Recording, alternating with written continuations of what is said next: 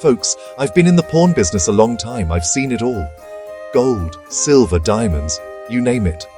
But let me tell you, there's something special about old coins.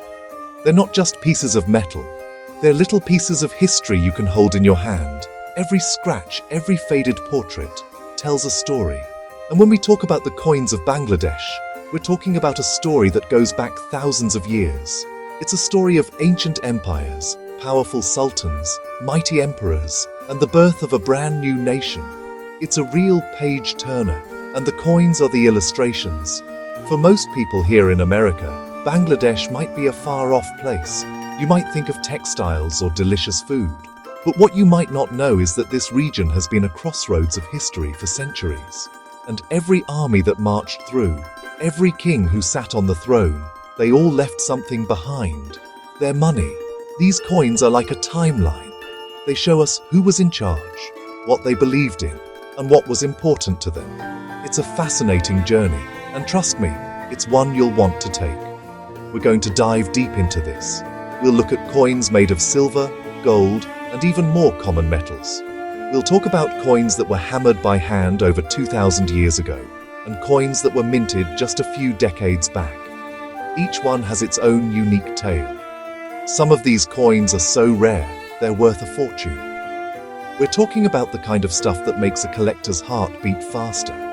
You might even call some of them million-dollar coins because of their incredible rarity and historical value. So, stick with me. We're going on an adventure through time. We'll start way back in the ancient world and work our way up to the present day. You'll learn how to spot these treasures, what makes them valuable, and why they're so much more than just pocket change.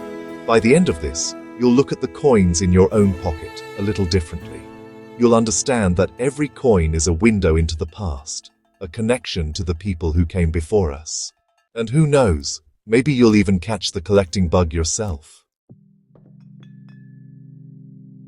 Let's go way back. I mean, way back. Before the Roman Empire, before a lot of what we consider ancient history. We're talking around the 6th century BC. In the area we now call Bangladesh, and across ancient India, people were using some of the earliest coins in the world.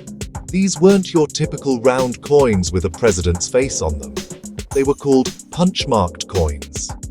Imagine taking a flat piece of silver, usually irregularly shaped, and stamping it with different symbols using a punch and a hammer. That's what these were. The region of Bengal, where Bangladesh is located, was a major center for this. It was known as the Vanga and Gangaridai kingdoms. These guys were big on trade, and they needed a standardized way to do business. So they made these silver coins. The symbols weren't random either. Each one meant something. You might see a sun, a six-armed symbol, a bull, an elephant, or a fish. These symbols represented the local authority or the merchant guild that issued the coin. It was their way of saying, "This is real money, guaranteed by us." Now, what makes these so cool and so valuable to a collector? First off, their age. We're talking about 2,500-year-old pieces of silver. That alone is incredible. Second, each coin is unique. Because they were made by hand, no two are exactly alike. The placement of the punches, the shape of the metal blank, it's all one of a kind. Finding one of these in good condition is tough. Silver is soft, and after centuries in the ground, many of them are worn down or corroded. A clear, well-struck coin with recognizable symbols is a real prize. I had a guy come into the shop once with a handful of these. He thought they were just old metal slugs. When I told him he was holding some of the first money ever used in that part of the world, his jaw just about hit the floor. The value depends on the rarity of the symbols and the condition. Some symbols are common, others were used for a very short time. Finding a coin from a small, short-lived kingdom is like finding a needle in a haystack. These aren't just coins, they're the birth certificates of commerce in Bengal. Alright, let's jump forward a few hundred years. We're now in the medieval period, around the 13th century. This is when things get really interesting in Bengal. A new power arrived. the Sultans of Delhi, and later, the independent Sultans of Bengal. These rulers brought Islam to the region, and they completely changed the coinage. Gone were the simple punch-marked symbols. In their place came beautiful, intricate Arabic calligraphy. For the first time, coins started to talk. They told you who the ruler was, his titles, the year it was minted, and even the city where it was made. The Sultans of Bengal were known for being fiercely independent and incredibly wealthy. Their kingdom was called the Paradise of Nations by travelers because it was so rich from agriculture and trade, and their coins show it. They minted tons of silver coins, known as tankas. These were big, broad silver pieces covered in elegant script. The quality of the silver was usually very high. It was a way for the Sultan to show off his power and wealth. If you have good, pure money, it shows you run a stable, prosperous kingdom. What makes a sultanate coin a big-ticket item? Rarity, of course. Some sultans ruled for a very long time and minted millions of coins. Others were on the throne for just a few months or a year. Maybe they were overthrown or died in battle. Their coins are incredibly rare. For example, finding a coin of Sultan Ghiyasuddin Iwaz Shah, who was one of the first independent rulers, is a major find. Also, mint cities are a big deal. Coins from major capitals like Gaur or Pandua are more common, but a coin from a small provincial mint town, that's something collectors will pay top dollar for. The designs themselves are a work of art. Even if you can't read Arabic, you can appreciate the beauty of the calligraphy. Sometimes they would put the Kalima, the Islamic declaration of faith, on one side and the Sultan's name and titles on the other. It was a powerful statement. It said, "This land is ruled by a Muslim Sultan, and this is his money." These coins weren't just for buying groceries. They were propaganda. They were a way for the Sultan to stamp his identity, his faith, and his authority on the entire kingdom, one silver coin at a time. When you talk about empires, they don't get much bigger or richer than the Mughals. In the 16th century, these guys swept in and took over most of India, including Bengal. And when the Mughals did something, they did it with style. Their coinage is some of the most beautiful in the world. They took the calligraphic style of the Sultans and perfected it. The Mughals were artists, and their coins were miniature masterpieces. They minted in gold, silver, and copper, and the quality was second to none. The big silver coin of the Mughal Empire was the rupee, and the gold coin was the mohur. These became the standard. Under emperors like Akbar, Jahangir, and Shah Jahan, the guy who built the Taj Mahal, the coins became incredibly ornate. Akbar introduced coins with poetic verses. Jahangir, famously, put his own portrait on some coins, which was a huge deal and went against traditional Islamic practice. He even minted a series of zodiac coins with the signs of the zodiac on them. These are incredibly rare and sought after. A genuine zodiac mohur can be a six-figure coin, easy. Bengal was a crucial province for the Mughals. They called it their breadbasket because it produced so much rice and revenue. The provincial capital, Dhaka, became a major Mughal mint. Coins minted in Dhaka from this period are highly collectible. They carry the name of the reigning Mughal emperor, but they have the Dhaka mint mark, connecting them directly to the history of Bangladesh. Finding a gold mohur of Emperor Aurangzeb minted in Dhaka is a dream for many collectors. It connects the grandeur of the Mughal court directly to the soil of Bengal. What drives the value here? Well, with the Mughals, you have a lot of factors. The emperor is key. Coins of famous emperors like Akbar or Shah Jahan are always popular. The metal is another. Gold mohurs are obviously worth more than silver rupees. But then you have the really rare stuff. A portrait coin, a zodiac coin, or a coin with a rare poetic couplet can be astronomically valuable. There are stories of these coins selling for hundreds of thousands of dollars at auction. They represent the absolute peak of imperial power and artistic expression in South Asia. After the Mughals, a new power came to town, the British. The British East India Company started as traders, but, they ended up as rulers. By the 19th century, they controlled almost all of India, including Bengal. And as you'd expect, they changed the money. The art and calligraphy of the Mughals were replaced by the portraits of British monarchs. It was a clear message. There's a new boss. The first coins were issued by the East India Company, and then, after 1858, directly in the name of the British Crown, like Queen Victoria. The coinage became uniform across all of British India. The silver rupee was still the main coin, but now it had Queen Victoria, then King Edward VII, King George V, and so on the front. On the back, it would say 1 rupee and the year, written in English. This was a huge shift. The coins were no longer just for locals. They were part of a global empire. They were minted in massive, industrial mints in Calcutta and Bombay, using modern machinery. The old world hand-struck character was gone, replaced by perfect, identical coins. So, if they made millions of these, how can any of them be rare? Well, it all comes down to the details. It's about the year, the mint mark, and any small variations. For example, some coins from a particular year might have been minted in very small numbers. Maybe there was a change in the design halfway through the year. Collectors love these little variations. There are famous rarities like the 1939 King George VI rupee. The government had minted a large number, but because of World War II and the rising price of silver, most of them were melted down before they were ever released. Finding one today is extremely difficult. This period is really interesting for American collectors because the style is more familiar. It looks like the kind of old coins you might find in your grandpa's attic. They have portraits and dates, just like old American coins. But they tell the story of a completely different part of the world. They represent a time of huge change in Bengal. The growth of cities like Calcutta and Dhaka, the building of railways, and the rise of a new educated class that would eventually demand independence. Each one of these coins is a tiny relic of the mighty British Empire. In 1947, the British Empire in India came to an end. The subcontinent was partitioned into 2 new countries, India and Pakistan. Bengal was split in 2.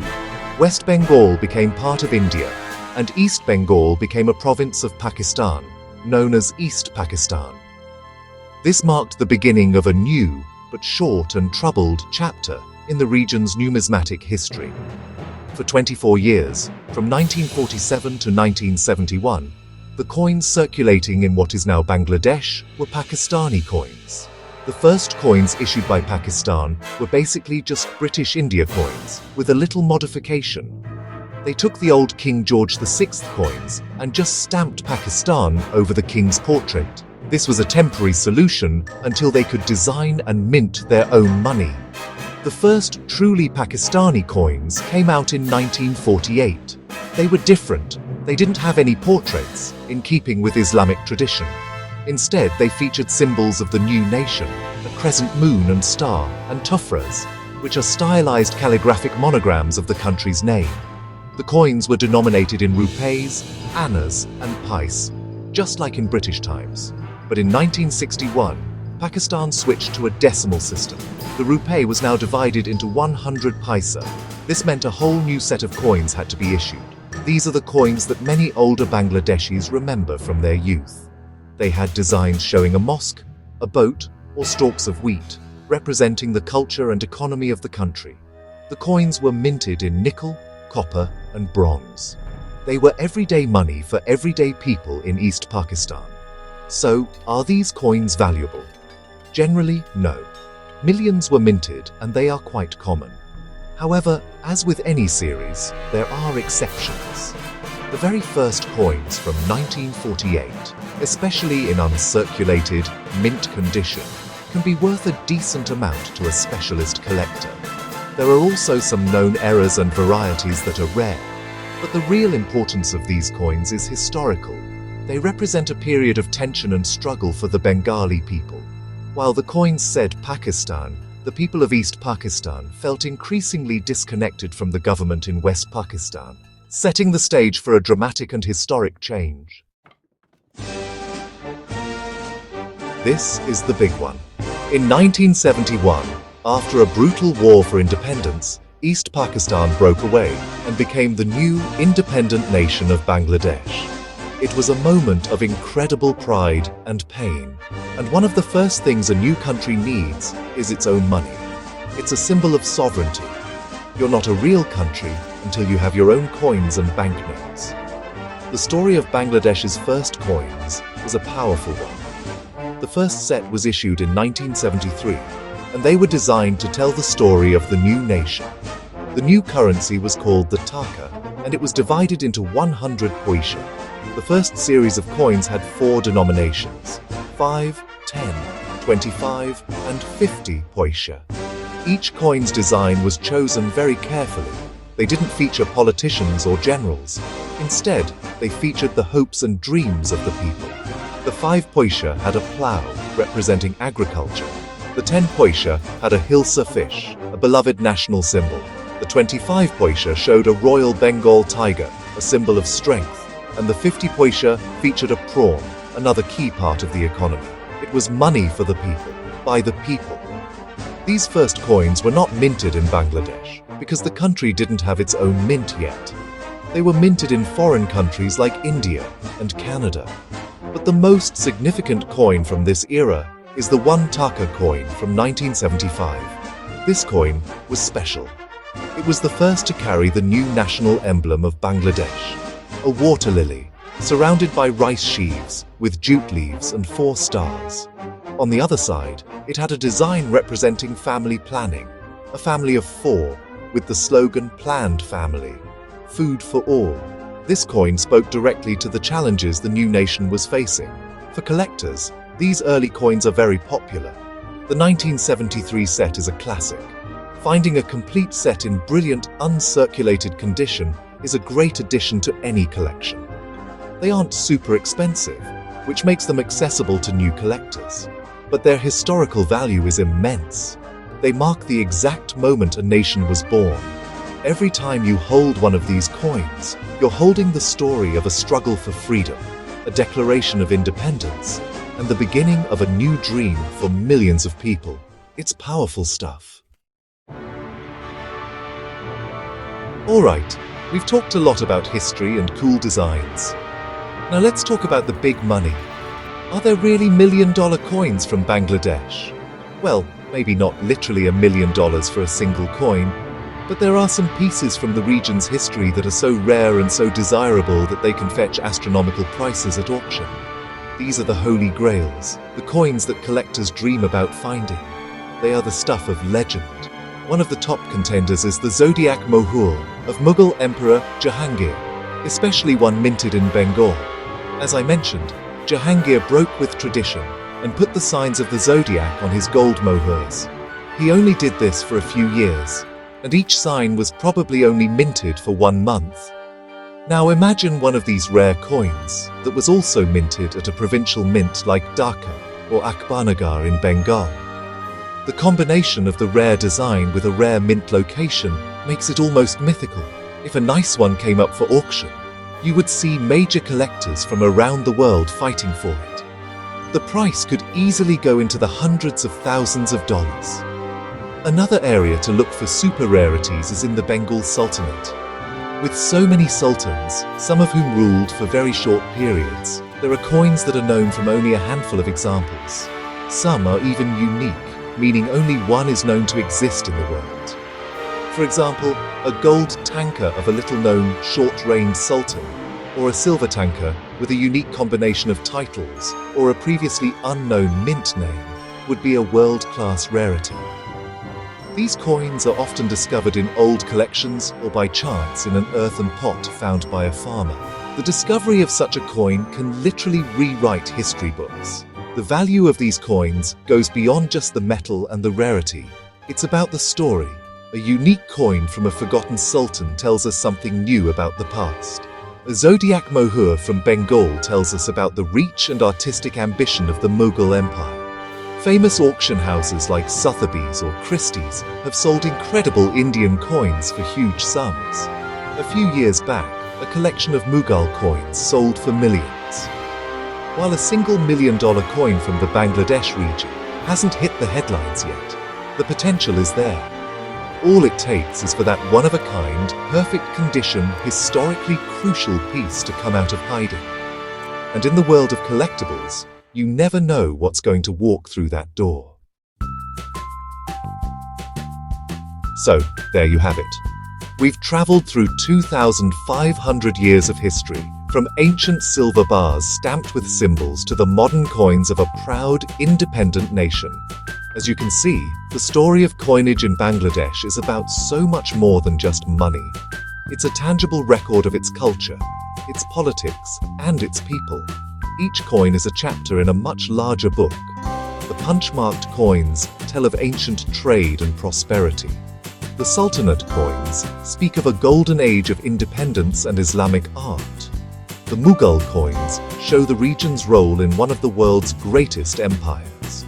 The coins of the British Raj and the Pakistan period are reminders of colonial rule and a painful struggle for identity. They show how power can be expressed through something as simple as the image on a coin. And finally, the coins of modern Bangladesh are a celebration of freedom. They carry the symbols that are dear to the hearts of the Bengali people: the tiger, the fish, the water lily. They represent a nation that fought for its right to exist and is now building its own future. It's a powerful narrative, all told through these small metal discs. For an American collector, this is a fascinating field to get into. It's different, it's exotic, and it's full of history. You don't need to spend $1 million. You can start a great collection with the beautiful silver tankers of the Bengal Sultans, or the first coin set of independent Bangladesh. Each piece you acquire is a connection to that story.